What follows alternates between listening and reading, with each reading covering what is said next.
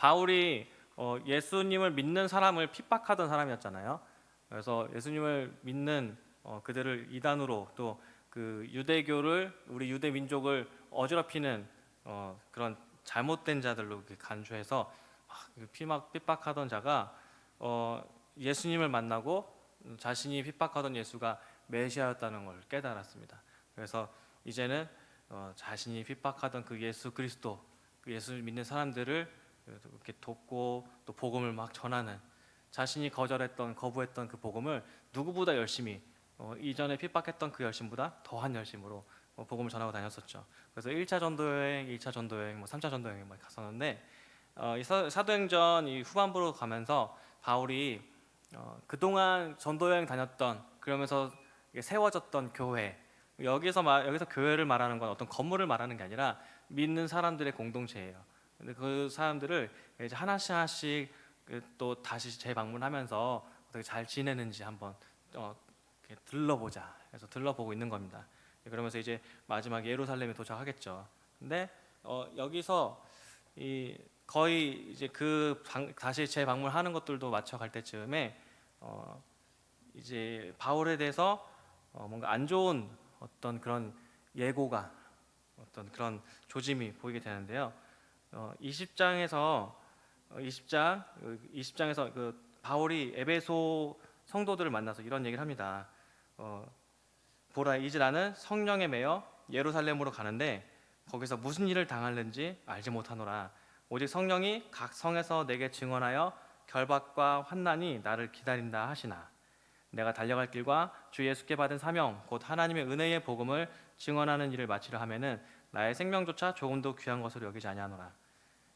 하나님께서 바울이 이렇게 막 기도하면서 또 하나님의 이끄심을 따라서 이렇게 다 이동하고 있는데 성령님께서 이런 마음을 주시는 거예요. 예루살렘 가면은 어려운 일을 당할 것이다.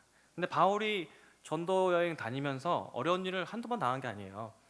이게 바울이 자기의 어떤 고생한 것들을 쭉 얘기한 적이 있었는데 이렇게 막 배 타고 가다가 침몰 당한 것도 한두 번도 아니고, 그리고 이렇게 태장 뭐 곤장처럼 이렇게 맞는 일도 많이 났었고, 돌에 맞기도 했었고, 정말 죽은 것처럼 아주 기절하듯이 쓰러졌다가 다시 정신 차려서 다시 전도하러 가기도 하고, 도둑 맞은 것도 있고 강도 당한 것도 있고, 이게 고생을 한 게 한두 번이 아니거든요. 감옥에 갇혀서 채찍에 맞기도 하고 막 그랬었단 말이에요. 근데 여기서 특별히 성령님께서 평소에는 그런 거에 대해서 어떤 예고, 어떤 그런 암시를 주지 않으셨었는데 이번에는 이런 이게 네가 거기 가서 어떤 환난을 당할 것이고 결박을 당할 것이고 그런 말씀하신단 말이에요. 평소에도 이런 적이 뭐 없었던 적도 아닌데, 그런데 이렇게 말씀하신다는 거는 예사로운 것이 아니다라고 생각을 할 수 있겠죠. 그래서 바울도 이제 에베소 성도들을 만나면서 어쩌면 이 만남이 마지막일 수도 있겠다 이런 생각도 했었던 것 같습니다.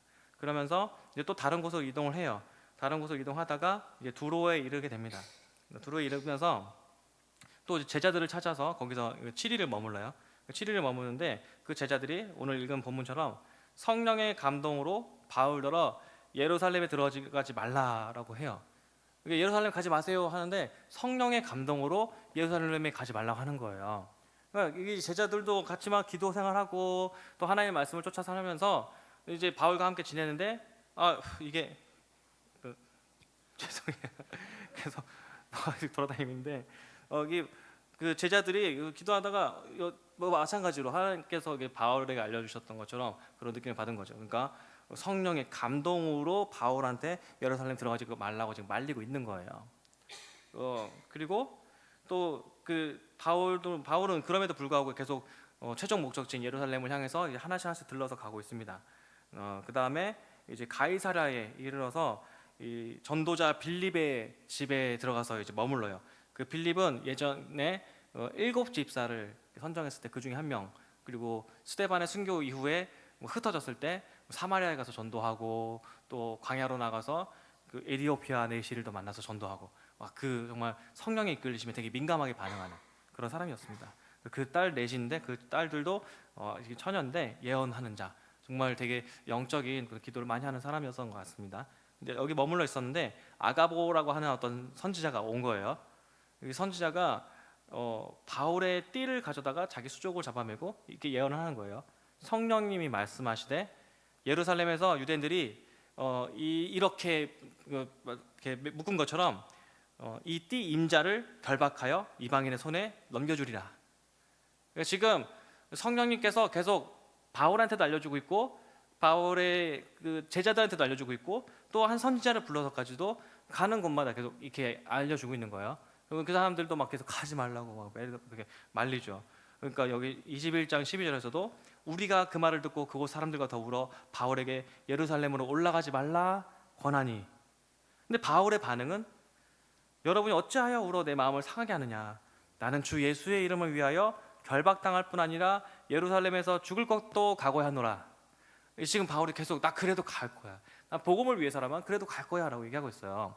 근데 바울이 어떤 죽음의 위기 앞에서 늘 이렇게 막 맞서거나 그거를 정면으로 이렇게 뭐 직면하거나 항상 그러지도 않았습니다.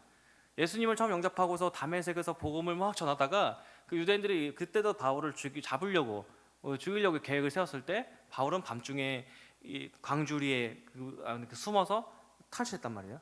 그러니까 바울은 때에 따라서 이렇게 탈출하기도 하고 그냥 고난을 당하기도 하고 이제 그랬어요. 근데 지금 사람들이 이렇게 막 말리고 있는데 심지어 이렇게 성령님의 감동으로 이렇게 사람들이 지금 이 바울이 어떤 일 당할지를 이게 느끼고 있어요. 그러니까 계속 더 말리고 있는 거예요. 그런데 바울은 계속 가겠다는 거예요. 어느 게 하나님 뜻인가요? 성령님의 감동으로 바울에게 고난을 알려줘서 가지 말라고 말리는 것이 하나님 뜻인가? 아니면은 바울이 그래도 계속 고집을 부리면서 나 그래도 가겠다고 복음을 위해서 가겠다고 이게 하나님 뜻일까요? 여기서 결국에는 바울은 예루살렘을 가죠.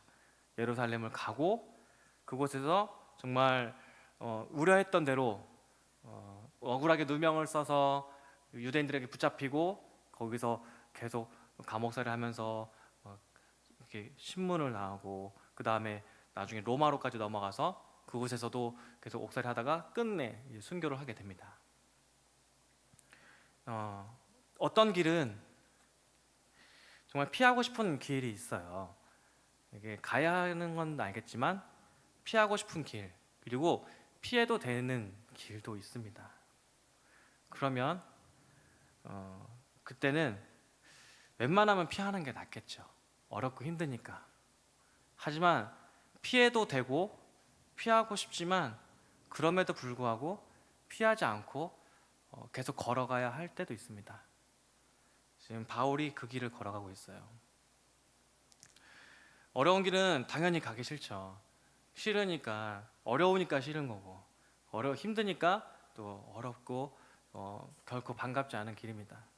누군가한테 어떤 얘기를 해야 될 때 그 얘기할 때도 정말 수백 번 고민하고 되게 주저주저 하면서 말을 해야 될 때도 있어요. 하고 나서도 내가 정말 잘했나 괜히 했나 그렇게 고민될 때도 있고 진로를 선택할 때도 사람들이 가라고 하는 요즘 여기가 되게 전망이 좋고 여기 가야 그래도 덜 고생하면서 좀 더 좋은 대우 받으면서 살 수 있다. 그 길을 우리는 자녀들에게 더 많이 추천하기도 합니다. 내 자녀들은 좀 더 덜 고생하길 바라고. 그러니까 그런 말도 있잖아요. 또 어떤 막 목사님의 자녀가 이렇게 나중에 아버지 저 꿈을 찾았습니다. 그래서 뭐야? 저 목사님이 될 겁니다. 절대 안 돼. 다른 건 몰라도 안 된다. 그거는 본인이 힘들었으니까 그 길이. 근데 그게 꼭 목사님이야만은 아니더라고요. 다른 직업들도 이제 하다못해 저희 어머니와 저희 아버지는 나이 차이가 좀 많이 나시는데 저한테 말씀하시기를 절대 나이 차이 많이 나는 사람과 만나지 마라. 그래서 만날 거면 연상을 만나라. 네, 그래서 연상을 만났습니다. 근데 그러니까 내가 간 길이 너무 괴롭고 힘드니까 이 정말 이렇게 막 추천하고 권하고 그런 기준이 힘드냐 힘들지 않냐를 그 기준으로 그렇게 생각하게 되죠.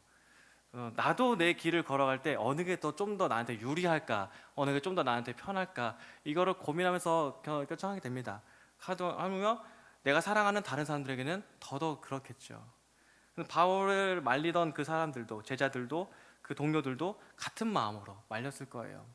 근데 그들도 결국 바울이 예루살렘에 가야 한다는 것도 모르진 않았을 거예요. 모르지 않았지만 그럼에도 불구하고 그래도 말리고 싶고 또 다른 길로, 좀 더 나은 길로 가기를 바라는 거겠죠. TV에서 새롭게 하소서라는 간증 프로그램을 봤는데, 그래서 그 어떤 사모님이 이런 말씀하시더라고요. 자기 남편이 이제 어느 교회에 부임을 하게 되었는데, 그 교회 부임을 앞두고서 수많은 사람들한테 연락이 왔었대요. 그 교회 정말 가는 거 맞냐? 거기는 정말 성도들이 많이 상처받고 되게 많이 분열되고, 가면은 너무 많이 힘들고, 거기 다녀갔던 그 사람들도, 많은 사역자들도 많이 상처받고 되게 고생했다. 너무 좋은 목사님인데 거기 말고도 갈 데 많을 텐데 좀 말리면 안 되겠냐. 그래서 사모님도 너무 이렇게 막 그런 말 자꾸 들으니까 너무 걱정되고 해서 남편하고 얘기를 한 거예요. 거기를 다시 한번 생각해 보면 안 되겠습니까? 근데 그 남편, 그 목사님이 그럼 내가 다시 한번 생각해 볼 테니 한 가지 내가 질문에 답을 좀 해줘라. 그래서 그 질문이 이거라는 거예요. 지금 우리가 가려는 그 길이 힘든 길인가요? 잘못된 길인가요? 그 질문을 듣고서 그치. 그래서 더 이상 말을 할 수 없고, 그래 잘못된 길이 아닌데 힘들다고 피하면 되겠나?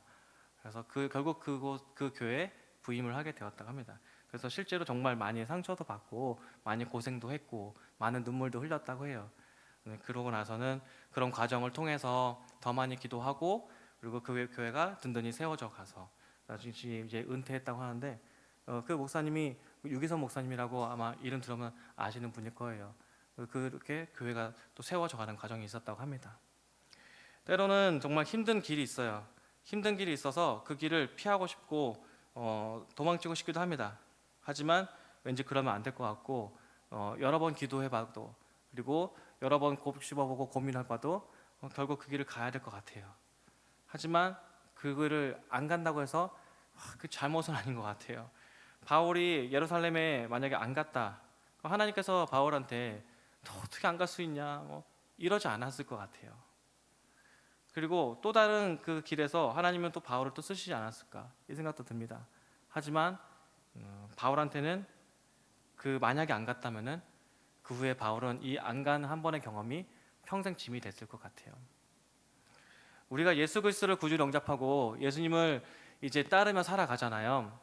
그러다 보면은 도망치고 싶고 피하고 싶은 일이 있습니다. 그리고 정말 실제로 그 일을 피했을 때 결국 마음이 편하지가 않더라고요. 결국 편하지 않고 힘들더라도 괴롭더라도 내가 한 번 더 굽히고 그 길을 갔어요. 내가 그 일을 했어요. 그러면은 오히려 거기 안에서 찾아오는 평안함이 있고, 그 안에서 또 하나님이 생각지 못한 그런 그 계획들을 또 경험하게 되더라고요. 그런 것 같습니다. 옳은 길은 힘든 게 많아요. 그래서 잘 안 갑니다. 하지만 그 길 속에 하나님께서 세우신 계획이 있고 그 안에서 역사하심이 있습니다. 그리고 그 길은 동일하게 한 가지 일을 이루는데, 그게 바로 사람을 살리는 일을 이루어갑니다. 바울이 지금껏 전도행을 1차, 2차, 3차 하면서 이미 그 길은 너무나도 고난스러운 길이었고 피해도 되는 길이었으나 피하지 않고 계속 그 길을 갔어요. 그러면서 바울이 남겼던 그 발자취 안에서는 사람을 살리는 그런 일들이 계속 일어나고 있었고, 또 그들이 또 다른 사람들을 살리게 되었습니다. 그리고 이후에 바울이 예루살렘에 가서 억울하게 붙잡히고, 그 다음에 여기저기 막 이렇게 불려다니면서 막 신문을 하고 자기가 변론을 하게 된단 말이에요. 그때 바울이 했던 일은 저 정말 잘못 없습니다, 억울합니다 얘기한 게 아니라 자기 간증을 했어요. 내가 어떻게 예수 그리스도를 만났고 내가 만난 예수 그리스도가 진짜 메시아였습니다. 오히려 바울은 많은 사람들이 자기를 공격하려고 둘러싼 그 무리들을 보면서 이 사람이 이렇게 많이 모였어, 복음 전할 좋은 기회다. 이거야말로 내가 정말 이 사람들에게, 비록 나를 공격하는 사람들이지만 이들에게 정말 생명의 복음을 전해줄 수 있는 너무 좋은 기회, 그 기회로 삼아서 그 바울은 비참한 그런 걸음이었지만 오히려 그 걸음이 사람을 살리는 그런 일들을 이루어가게 되었습니다. 그래서 바울이 남긴 그 길 속에는 계속 사람을 살리는 일들이 있었어요. 로마에 가서도 여전히 마찬가지로 사람 살리는 복음을 전해주고 있었습니다. 마지막 죽는 그 순간까지도. 이미 그 길을 예수님께서 먼저 걸어가셨었죠. 예수님께서 먼저 그 길을 행하셨습니다. 제자들과 마지막 만찬을 하실 때 요한복음 13장 1절에서 자기가 아버지께로 가실 때가 이른 줄 아시고 예수님께서 세상에 있는 자기 사람들을 사랑하실 때 끝까지 사랑하신다, 이 말이 나와요. 이게 뭐냐면 이제 때가 왔다는 걸 알아요. 예수님이 이 영혼들, 나의 자녀들을 위해서 스스로 목숨을 버려야 할 때가 온 걸 안 거예요. 그때 예수님은 끝까지 사랑하기로 다시 한번 결심하십니다. 그 결심은 단 한 번도 변하지 않았었고 그 순간에도 흔들리지 않았었고 결국 그 길을 걸어가세요. 자신은 죽으러 가는 길이지만 그 길로 우리를 살리는 그 길을 또 삼으신 것이죠. 피하고 싶은 길, 만약 할 만하시거든 이 잔을 내게서 옮겨주시옵소서라고 기도할 만큼 피하고 싶었던 그 길이지만 그 길을 피하지 않고 걸어감으로 해서 사람을 살릴 수 있는, 우리가 구원받을 수 있는 그 길이 되었던 것이죠. 어려운 길, 힘든 길, 하나님께서 그 길을 걸어가려고 어느 날 말씀하실 때가 있을 것입니다. 그때 너무나도 죄송한 말씀이지만 그 길을 피하지 마시기 바랍니다. 그 길을 걸어가시기 바랍니다. 하지만 그 길을 혼자 가시진 않을 거예요. 먼저 그 길을 걸어가신 예수님께서 함께 가시고 여러분이 아파하실 때 그 아픔 누구보다 더 잘 아실 겁니다. 가장 괴롭고 외로울 때, 그때 누구보다 외로웠고 누구보다 괴로웠던 예수님께서 우리 마음을 만져주시고 위로해 주실 거예요. 전남 신안군에 증도섬이라는 곳이 있습니다. 거기에는 문중경 전도사 순교 기념관이 있어요. 그 문중경이라는 여자 전도사님이 계셨었는데 그분이 과거에 일제 시대, 또 6.25 시대 그 당시에 고무신 신고 신안군에 있는 많은 섬들을 돌아다니면서 이렇게 전도를 했다고 합니다. 네, 그러면서 이제 여러 교회들도 세웠었죠. 그러다가 6.25가 터지고 이제 한 번은 이제 공산당들에 의해서 교인들이, 증도에 있는 교인들이 붙잡혔다고 소식을 들은 거예요. 그때 문중경 전도사님이 그 교인들을 차마 내버려둘 수가 없으니까 이제 또 배 타고 가는 겁니다. 근데 많은 사람들이 또 말렸어요. 바울 말리듯이 전도사님을 막 말린 거예요. 가면 죽습니다. 근데 전도사님이 이렇게 얘기해요. 차라리 죽으러 가겠습니다. 그들을 내버려둘 수가 없습니다. 그리고 가서 정말 순교 당했습니다. 피할 수 있는 길이었고 사람들도 피하길 바랬고 본인도 죽기는 싫었겠죠. 하지만 그것보다, 내가 죽음을 피하는 것보다 죽어가는 나의 교인들을 내버려둘 수가 없고 또 한 명 더 살릴 수 있는 이것을 모른 척할 수가 없는 거예요. 그 증도섬은 지금 새벽마다 종이 울린다고 합니다. 수요일마다 또 종이 울린대요. 온 마을이 다 같이 교회 가라고. 그런 마을이 되었습니다. 어려운 길, 힘든 길을 걸어갈 때 그 길은 결코 헛되지 않습니다. 그 길은 하나님께서 부르신 길이고 또 하나님께서 쓰시는 길이고 하나님께서 자신의 흔적을 남기시는 길이지요. 그 길에서 또 한 사람이 살아납니다. 그 길을 누군가 걸어갔기 때문에 우리가 사는 거잖아요. 여러분들은 지금까지 예수님을 믿어오면서 이미 그 길을 많이 걸어오셨을 것입니다. 이미 그 길을 걸어오시고 그 길이 늘 즐겁지만은 않았을 것입니다. 또 쉽지도 않았을 거예요. 어쩌면은 내가 중요하게 생각한 것들을 내려놓아야 할 때도 있었을 것이고 또 어떤 때는 남모르게 눈물을 흘리고 남모르게 조용히 울어야 할 때도 있었을 것입니다. 그동안 겪어온 문제들 중에서는 지금까지 해결되지 않은 그런 어려움들도 있었을 수도 있습니다. 이미 그 길을 걸어오셨을 거예요. 그러나 그 길에 여러분 결코 혼자가 아니었습니다. 예수님께서 함께 하셨고요. 또 그 길을 걸어가 주신 덕분에 우리가 살았고 또 다른 누군가가 지금도 살아나고 있다는 것을 믿으시기 바랍니다.